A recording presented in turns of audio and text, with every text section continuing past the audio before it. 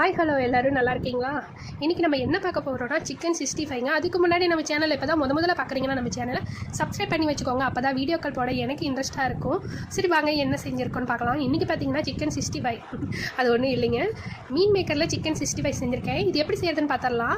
மீன் maker பார்த்தீங்கன்னா ஒரு 2 கைப்பிடி நிறைய எடுத்துருக்கேங்க. இதை வந்து நல்லா சுடு தண்ணியில் போட்டு நல்லா கொதிக்க விடுங்க.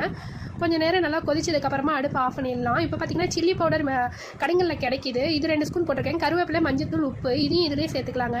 சேர்த்து கடல மாவு 2 ஸ்பூன் அளவுக்கு போட்டிருக்கேன். தயிர் பார்த்தீங்கன்னாலும் 2 ஸ்பூன் அளவுக்கு போட்டிருக்கேன். இதை லைட்டாக மிக்ஸ் பண்ணிக்கலாம். மிக்ஸ் பண்ணிவிட்டு இந்த மீன் மேக்கர் தண்ணியை சுடு தண்ணியை இருத்துடலாங்க. இருத்துட்டு பச்சை தண்ணி ஊற்றி நல்லா கழுவிடலாம். நல்லா கழுவி எடுத்துக்கலாம். இப்போ பாருங்கள், இது நல்லா வெந்திருக்கு பாருங்கள். இந்த பதத்தில் இருக்கணும். இப்போ இந்த வெந்ததை நல்லா புழிஞ்சிட்டு தண்ணி இல்லாமல் புழிஞ்சிடுங்க. புழிஞ்சிட்டு இதில் சேர்த்துக்கோங்க. சேர்த்து நல்லா கலந்துக்கோங்க. கார்ன்ஃப்ளவர் மாவு கொஞ்சம் போட்டிருக்கேன், வீடியோவில் மிஸ் ஆகிடுச்சு. அதுவும் 2 ஸ்பூன் போட்டு நல்லா மிக்ஸ் பண்ணிக்கோங்க. நல்லா மொறுமொறுன்னு வரும்.